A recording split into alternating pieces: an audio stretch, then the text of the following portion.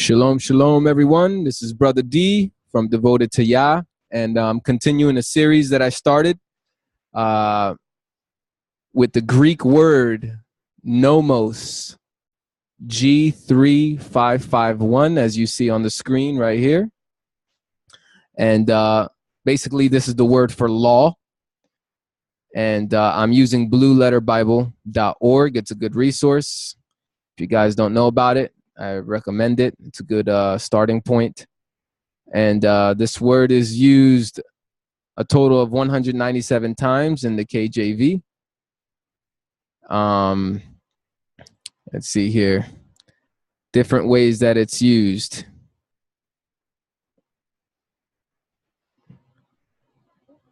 Nomos right here, 158. I guess it's only used as law, pretty much, primarily. So it's going to be easy to identify. And we'll look at it. Right now, I'm in the book of Matthew 23. You can check out my other videos. I started from the beginning. So if you look up this word, you scroll down to the bottom, it gives you all the verses where this word shows up. And I already covered Matthew 5 in another video, Matthew 7. I did all these already. And now we're at Matthew 23, verse 23. And this is what it says. Woe unto you, scribes and Pharisees, hypocrites, for ye pay tithe of mint and anise and cumin, and have omitted the weightier matters of the law, nomos, and the weightier matters of the law are judgment, mercy, and faith. These ought ye to have done, and not to leave the other undone. So in order for us, I think the verse by itself is self-explanatory. I would just say straightforward, even without reading the context. With this verse right here, you can definitively say that the gospel Christianity preaches that says we don't have to follow the law anymore is a lie from the pit of the lake of fire. Because right here, the Messiah is promoting the law.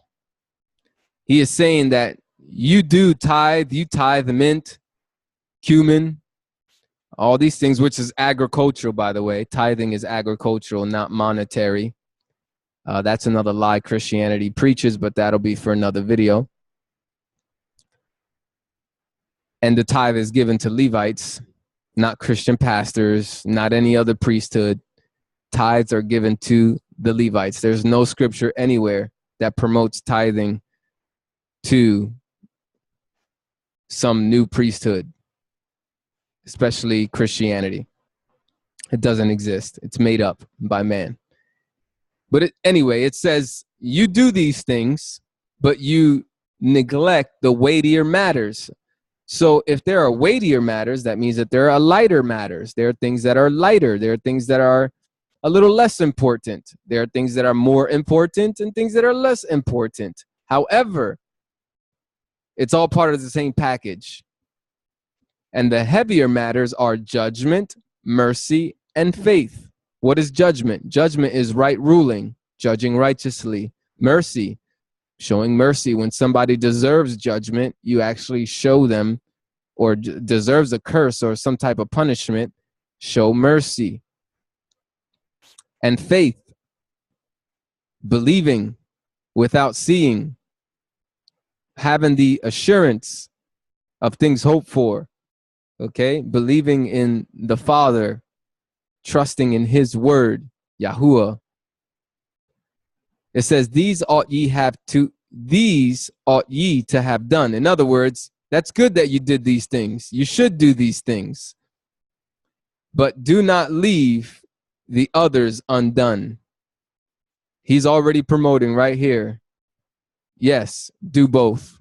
But more importantly, do the weightier matters. But let's read the whole chapter, because the whole chapter will expose Christianity's lawless gospel. I'm not going to read from the regular KJV because they don't honor the name of the Son, the original name of the Son. His name is not Jesus. The Messiah's name is not Jesus. His real name is Yahusha. And in Hebrew, it's spelled Yod, He, Wa Shin Ayin. That's a Yhusha. Yahusha. That's his original name. Or Yahushua is another version. It has an extra wa before the A, which is, it only shows up twice. But that's another video. I believe I have that up on my website as well. But I'm going to read the whole chapter from the Restored King James Version. And you can see here, yahushua.net/scriptures. Verse 1, then spake Yahusha to the multitude and to his disciples, saying, the scribes and the Pharisees sit in Moses' seat. Now, what is Moses' seat? All you got to do is look it up. You'll get a very easy explanation anywhere. You got Bible Gateway giving you an encyclopedia. Why not? Let's click on it. This might be short and sweet. Moses' seat, the name given to a special chair of honor in the synagogue where the authoritative teacher of the law sat. Okay, these are people who were the authority of the law. And this is the law of Moses. Okay, the teacher in practice exercised the authority of Moses, in whom the written and the main lines of the oral law were regarded as originating. I don't agree that the Messiah was promoting us to obey oral traditions of men, because I blew that out the water already on some other videos.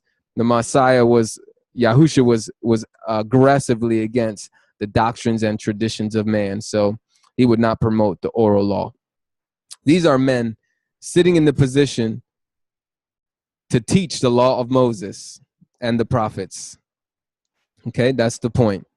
Now it says 23 verse 3, all therefore whatsoever they bid you observe, that observe and do. He says it twice. Observe and do. In case you didn't listen the first time. But do not ye after their works, for they say and do not do. They don't practice what they preach. In other words, they don't practice what they're preaching, because they're supposed to be preaching from the scriptures, not from the oral traditions of man, not from their own ideas or their own interpretation. They're supposed to be preaching from the scriptures. Now, remember, guys, Yahusha is speaking to his disciples and to a multitude of people. And what did he say in Matthew 28? Go and make disciples of all nations, teaching them to observe all that I have commanded you. So if we are to make disciples and teach them to obey all that the Messiah commanded, then we should be teaching this. Matthew chapter 23, because this is a command. So first of all, it says, observe the law of Moses. Verse 23, or chapter 23, verse 4.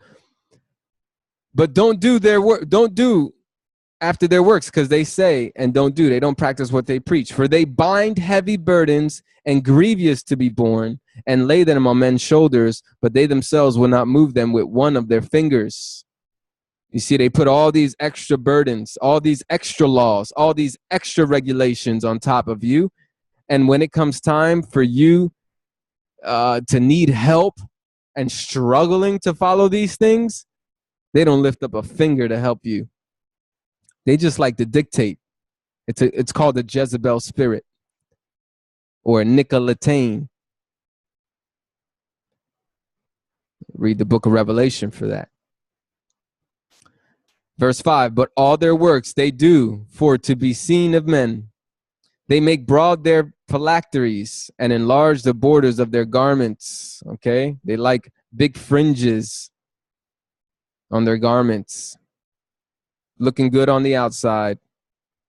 In modern day, looking GQ with the nice suit, nice tie, looking like an entrepreneur businessman. That's what a lot of these men really are. You got to be careful when they wear suit and ties.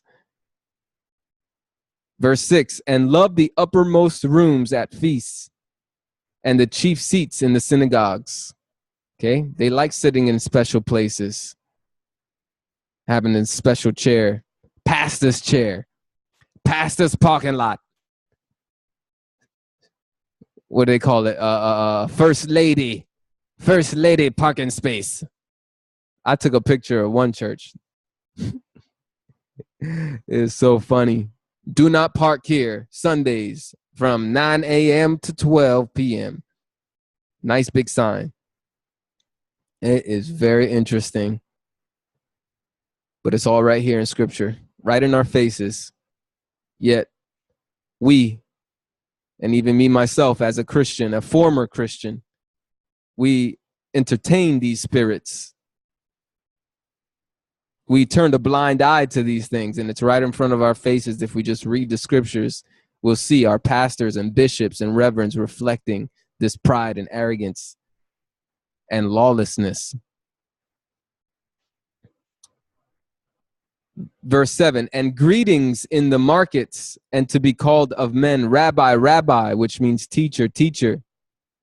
But be not ye called Rabbi or teacher, for one is your Rabbi, even the Messiah, and all ye are brethren. Yahusha is our teacher. He is our rabbi. He is our shepherd.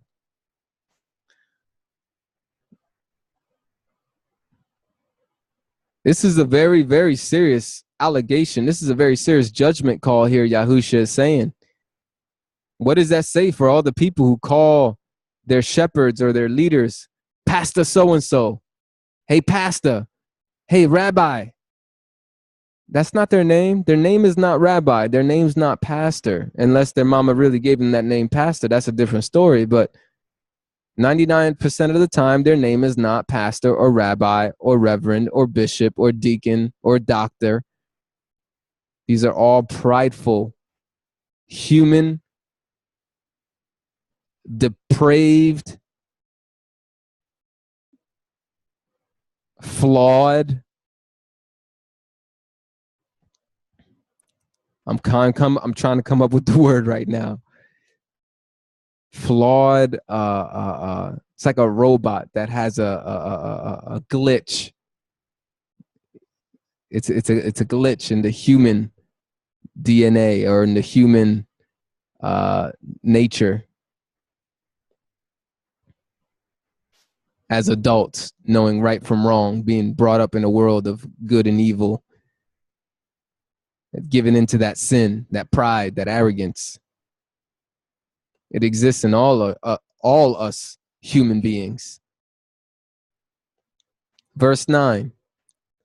And call no man your father upon the earth, for one is your Father, which is in heaven. Now I know this is not, I usually don't stick to my one topic, but I'm going to show you something.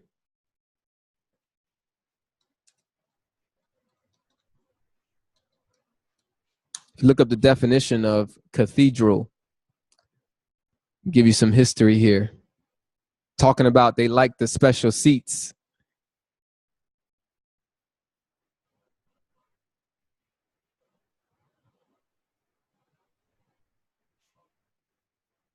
I know a lot of people don't like Wikipedia, but I'm going to take you there. Cathedra, Latin, chair, from Greek, cathedra, or bishop's throne. Look at that, guys.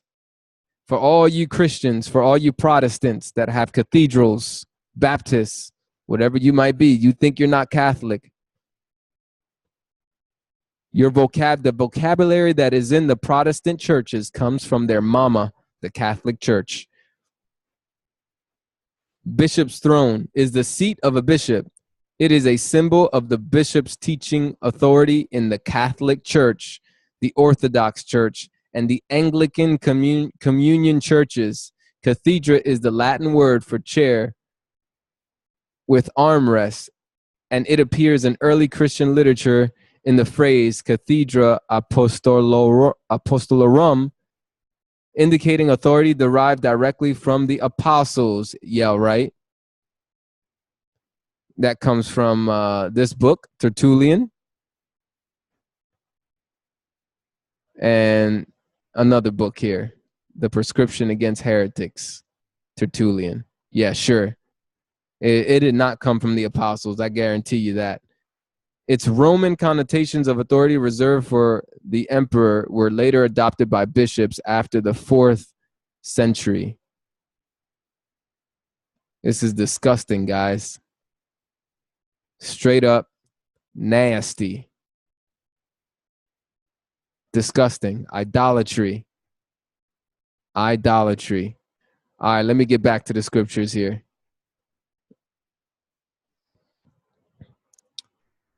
So don't call man no man father. Guilty. Catholic Church does that a lot, and many Protestant churches do it as well. Neither be ye called masters, for one is your master, even the Messiah. But he that is greatest among you shall be your servant. That's what we're all called to be, servants. We're all called to serve one another. And when you have a leadership position, you're only in leadership to be a servant, to serve more than you ever served before. Verse 12, and whosoever shall exalt himself shall be abased or humbled, and he that shall humble himself shall be exalted. But woe unto you, scribes and Pharisees, hypocrites, for ye shut up the kingdom of heaven against men. For ye neither go in yourselves, neither suffer you them that are entering to go in. This pride and arrogance, the lies, the deceit, you shut the kingdom up to people. And people that want to get in and that are humble, you close them out because of your pride and arrogance. This is all due to a lack of lawlessness. This is the context, guys. Yahushua right now is going in on these guys. And it's all based on the fact that they do not practice the law of Moses. I want you to get that very, very clear into your brain, because Christians will try to persuade you that the law is done away with, and they are lying. They are lying.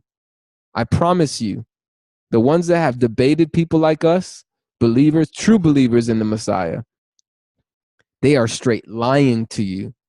But there are some Christian teachers and stuff that never heard this point of view. You know, they might have a little past there, a little innocence there, a little ignorance. But the ones that know they're lying, you better find out who's teaching you. The whole context here is to obey the law. You hypocrites. What are they hypocrites about? Not practicing the law of Moses, not practicing what they preach. It says, woe unto you, scribes and Pharisees, for ye devour widows' houses. How do they do that? They take advantage of these widows. They take their money. They're vulnerable. They're lonely. And they probably do a whole lot of other filthy stuff. You know, this is an assumption, but I want you to think about this. That woman that was about to get stoned for adultery, where was the man? Why wasn't the man present? Because according to the Torah, both the man and the woman are to be stoned to death. Where was the man? It'd be very interesting if that man was a leader, was a scribe or a Pharisee. And because he's favored and has a high position, he's given the pass.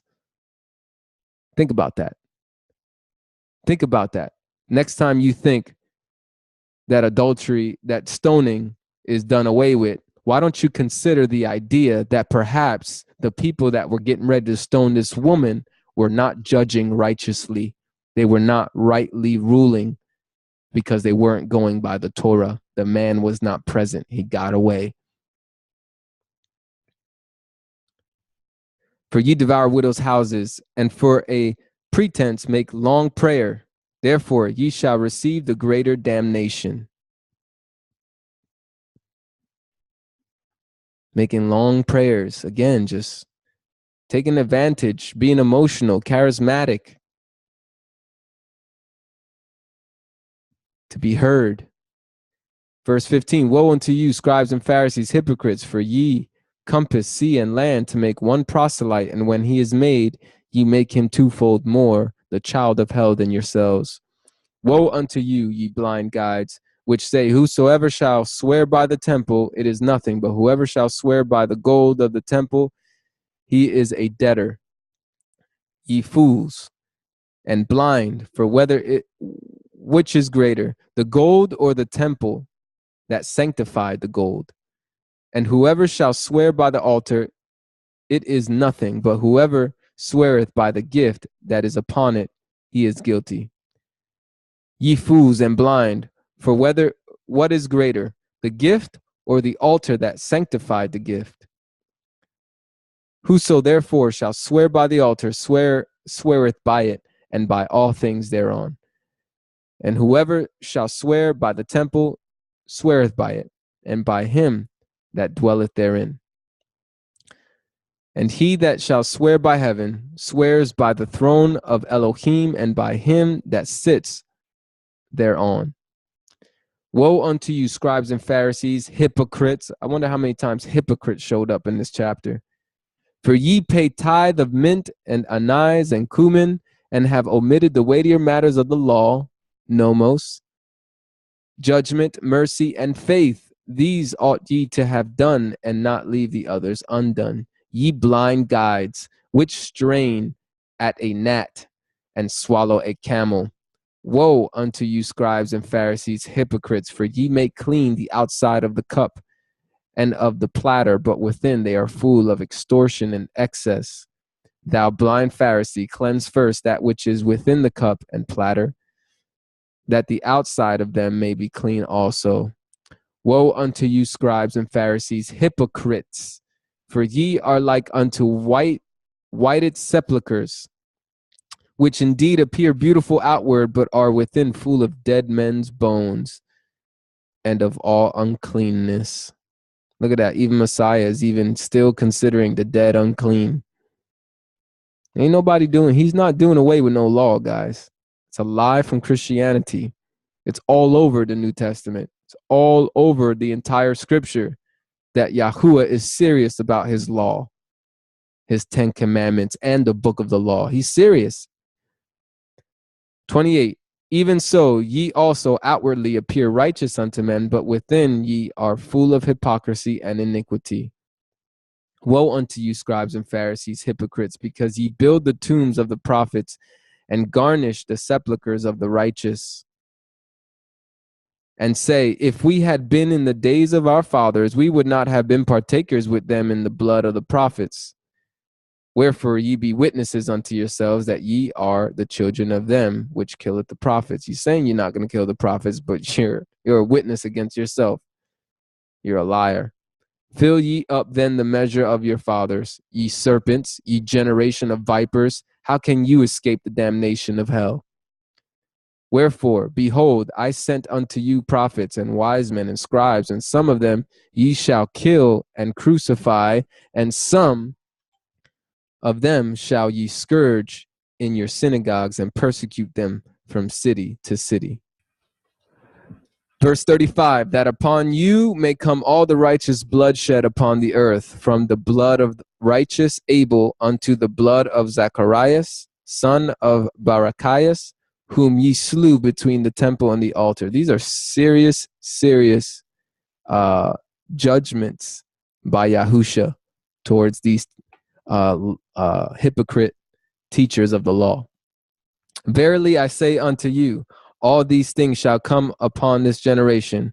O Yerushalayim, Yerushalayim, thou that killest the prophets and stonest them which are sent unto thee, how often would I have gathered thy children together, even as a hen gathereth her chicks under her wings, and ye would not. Check this out. This is Yahusha speaking. And he says, Yerushalayim, Yerushalayim, which is the capital of Yisrael, which is in the tribe of Yehuda. Again, this is a real place. This is the place that he chose. Okay, this verse right here shows a oneness between the Father and the Son. Right here, Yahusha is saying, "How often would I have gathered thy children together, even as a hen gathereth her chicks under her wings, and ye would not." Yahuwah says these words. Yahuwah speaks this way. Who else speaks this way but Yahuwah? Israel belongs to Yahuwah. And Israel is not a lawless nation. It's not a lawless kingdom. Verse 38, behold, your house is left unto you desolate. For I say unto you, ye shall not see me henceforth, till ye shall say, blessed is he that cometh in the name of Yahuwah. Yahusha came in his father's name. His name means Yahuwah saves. That's what Yahusha means. It means Yahuwah is salvation, or Yahuwah saves, or Yahuwah delivers. And that all makes sense. He's the lawgiver. He's not just a lawgiver. He is the sacrifice. Yod He Wah He. Hand behold, nail behold. It's all in his name. The prophecy, the good news, it's all in his name. He's the shepherd. Yahuwah is my shepherd. I shall not be in want. I shall not be in want. Yahusha is our shepherd. And so that concludes this message here. Again, we're going through Nomos, verse 23. Yahusha is promoting obedience to the law of Moses, and the gospel that Christianity preaches is false when it comes to this topic. Shalom.